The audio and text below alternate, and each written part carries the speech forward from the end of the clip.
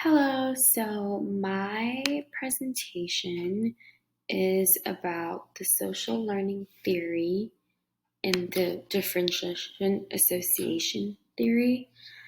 So, the history. So, according to Edwin Sutherland, theory of social learning, deviant behavior is taught through one's interactions with others. More specifically, Sutherland created the theory of differential association to describe how deviance is learned. Sutherland introduced the theory of differential association more than 60 years ago, at the same time as Merton proposed strain theory. Edwin Sutherland was more concerned with white-collar crime than gang violence and juvenile delinquency. In reality, in a speech to the American Sociological Association in 1939, Edwin Sutherland created the term white-collar crime. Now, what is social learning theory? The theory's central premise is that if a person spends more time with people who hold deviant or criminal views than with persons who have conventional ideas, that person is more likely to become deviant. So there's two things you need to know about differential association. So first, while deviants are more likely to possess deviant ideas, those who hold deviant ideas can be anyone. And that includes those who have never committed any deviance. What counts is the idea of committing deviance. And an example that was used in the book was if a father tells his children that it's all right to steal when you are poor, he is giving them an idea of committing a deviant act. On the other hand, if the father tells his children that it's wrong to steal, he is still giving them an anti-deviant idea.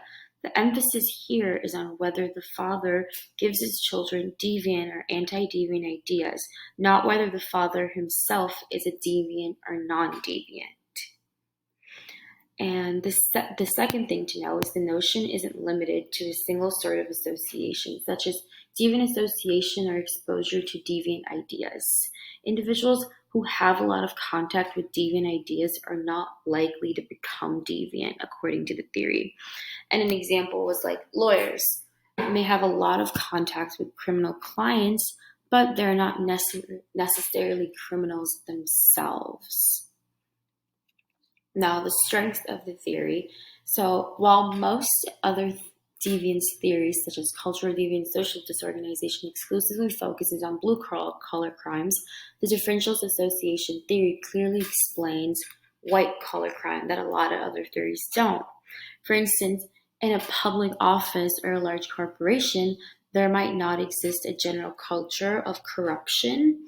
So, like most employees, therefore, might be hardworking and upright, thus there are no cultural influence of delinquency.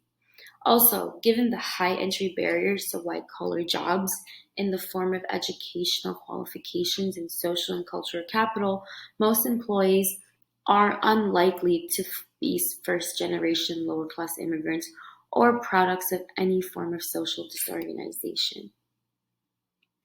Now, the critiques of the theory is that, first of all, it is difficult to determine precisely what differential association in Sutherland's theory is in real-life situations. And another one is the differential association theory's assumption that criminal behavior can only be acquired through association with other criminals has been widely criticized. It also disregards cases with the motivation when the motivation is psychological or biological, such as kleptomania or passion crimes. And that is the end of my presentation.